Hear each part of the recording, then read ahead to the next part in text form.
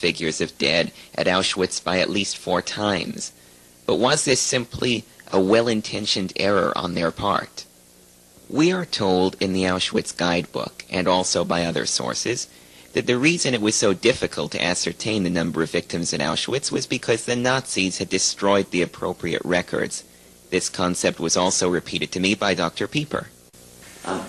Who initially came up with the figure of 4 million people dying at Auschwitz?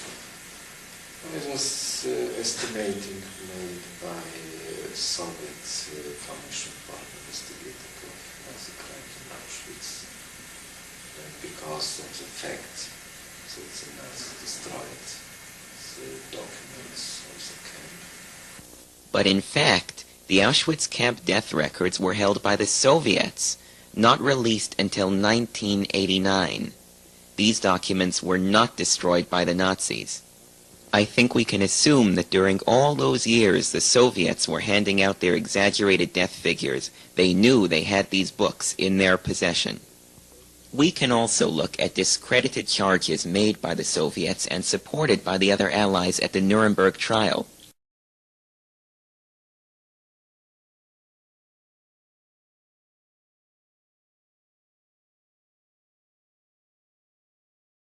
But in fact, the Auschwitz camp death records were held by the Soviets, not released until 1989. These documents were not destroyed by the Nazis.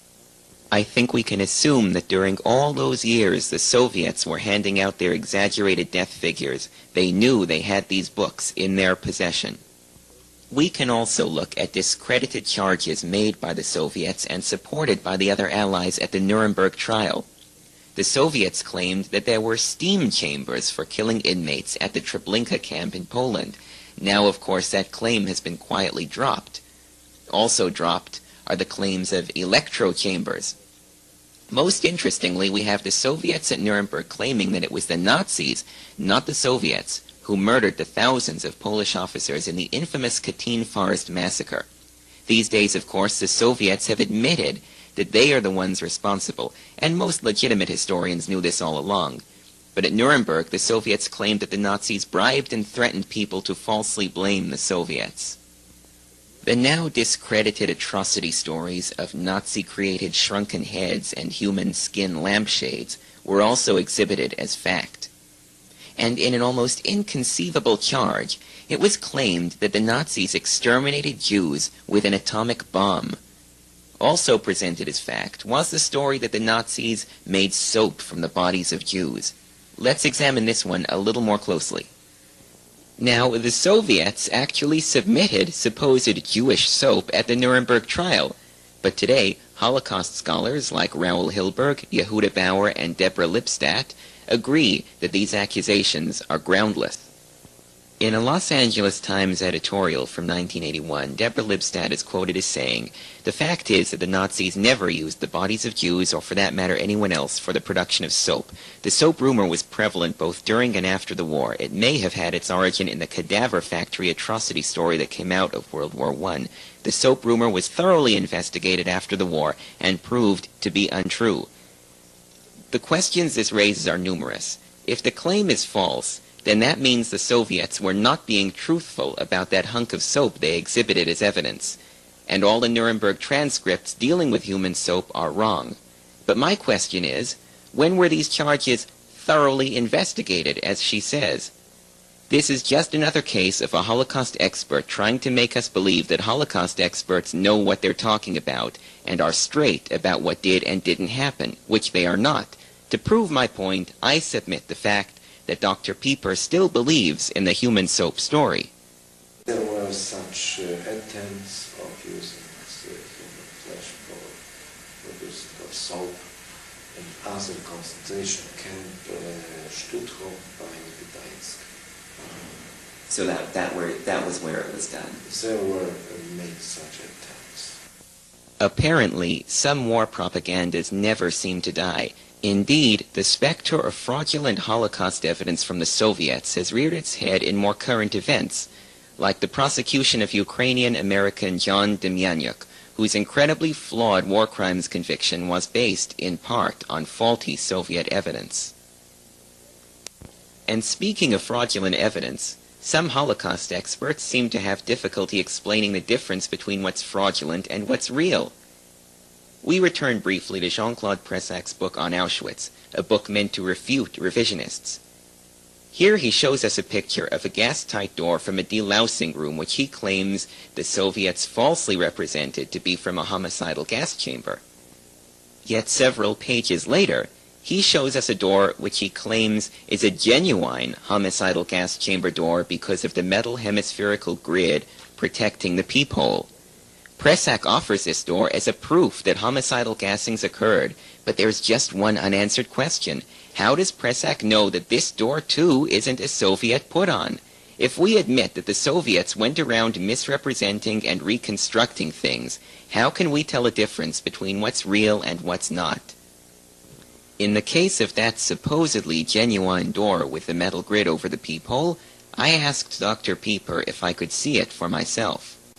In Pressac's book, he has a picture of a gas-tight door with a metal grid around the peephole. Is that still around any place? Does that still exist? It is in one of the room of crematorium. Crematorium 1? Yes, in crematorium. Is it possible for me to see that? You may go to the director, and director will order to open you. It is visible through a window? Through the window. I'd very much like to see that. Well, guess what? After the interview, we went to the director's office, got the keys, and explored every room in Crematorium 1, and no homicidal gas chamber door with a metal grid over the peephole. No one knew where it went. I guess it simply vanished, like magic. So, in answer to our question about precedent regarding Soviet trustworthiness, I think we've established that we can't really accept anything on faith, because evidence certified as real one year might be considered fake the next. Evidence you are told is genuine can, in fact, be a so-called reconstruction. And if the Holocaust experts themselves can't agree on what's real and what's not, then surely they prove themselves hypocrites when they insist that homicidal gassings cannot be questioned. With all this talk about Soviet deception, I think it's necessary to put this matter in its proper historical perspective. You see, we live in a time now when the old Soviet Union has fallen apart, and it's now okay for both liberals and conservatives, as well as everybody else, to speak ill of the dear departed communist state. But it was not always that way. During World War II, the Soviets were more than just a military ally. Their anti-Nazi propaganda was readily accepted by the other allies because it served all of their purposes. It has to be understood that Russia's communists and Germany's fascists had a long-running propaganda battle, both before the Hitler-Stalin non-aggression pact and, of course, after, with the outbreak of war. Both Stalin and Hitler were men capable of, and quite adept at, propaganda. Yet the vestiges of our acceptance of Soviet propaganda still linger to this day. For example, when we see an anti-communist German poster, we most likely immediately dismiss it as paranoid Nazi anti-communist propaganda. Yet are we so conditioned to dismiss a similar Soviet work as paranoid anti-fascist propaganda? The point is that we have a hard time realizing that Stalin's anti-German propaganda was just as virulent as Hitler's anti-Soviet propaganda, and that, as the victors, the Soviets got to commit their propaganda to the history books as fact. But all charges and countercharges made during World War II must be re-examined with the 2020 hindsight we now have.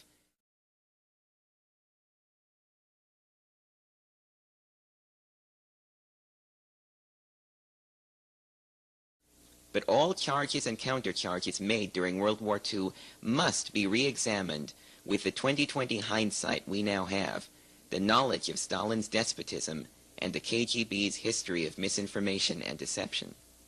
And this re-examination must include the charges of genocide made against the Nazis, especially considering that for Auschwitz, as well as the other camps in Poland, Majdanek, Belzec, Chelmno, Treblinka, and Sobibor, we've had to rely on the Soviets for most of our information.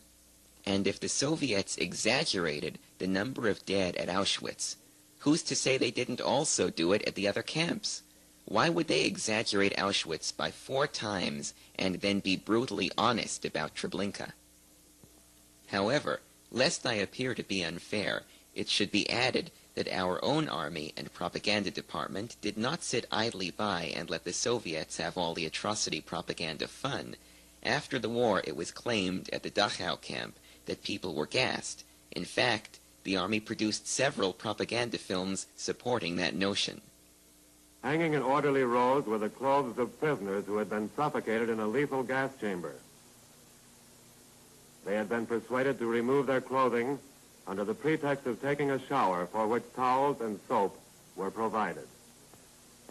Yet now it is no longer claimed that anyone ever died in a Dachau gas chamber. This is a clear case of wartime propaganda. It should also be added, in fairness, that it was the British who obtained, by torture, the confession of Rudolf Höss, commandant of Auschwitz, before turning him over to the Soviets and Poles.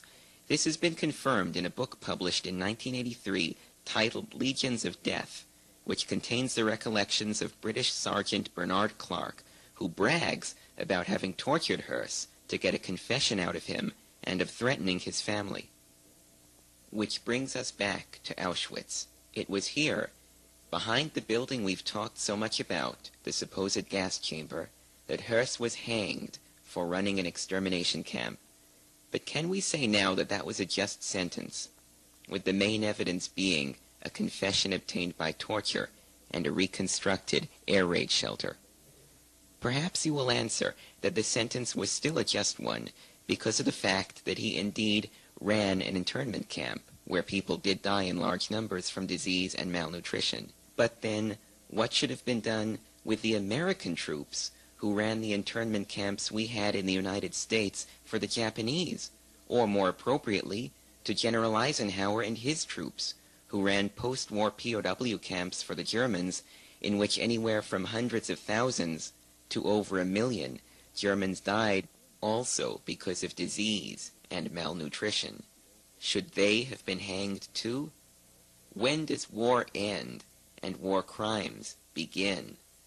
These questions have no easy answers, and this debate is far from over.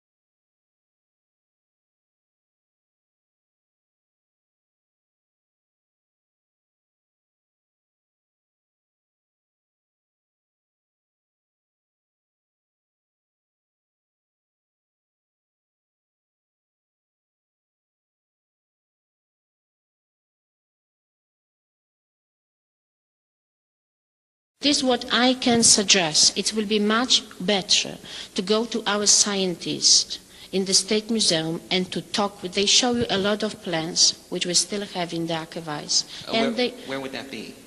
I don't think that it's open today, but probably in Monday it will be possible. That's the Auschwitz State Museum? Yes. Is that in Oswiecim? Is that Here, in block number in 24 and 23, I'm not sure about Would this. it be possible for me to make an appointment to see him on Monday, perhaps? That's true. So it was here that it was first suggested I meet with the head of archives and senior curator, Dr. Franciszek Pieper. Still, fearing that such a meeting might not come about, and assuming that the supervisor was probably in the loop regarding any reconstructions, I decided to get her input regarding the supposedly original holes in the ceiling. Are those the original holes in the ceiling? No. They've been rebuilt? Yes, Okay. After the war? after the war. So, if you're keeping score, that makes it 1 vote for original, 1 vote for not original. I guess that would make Dr. Pieper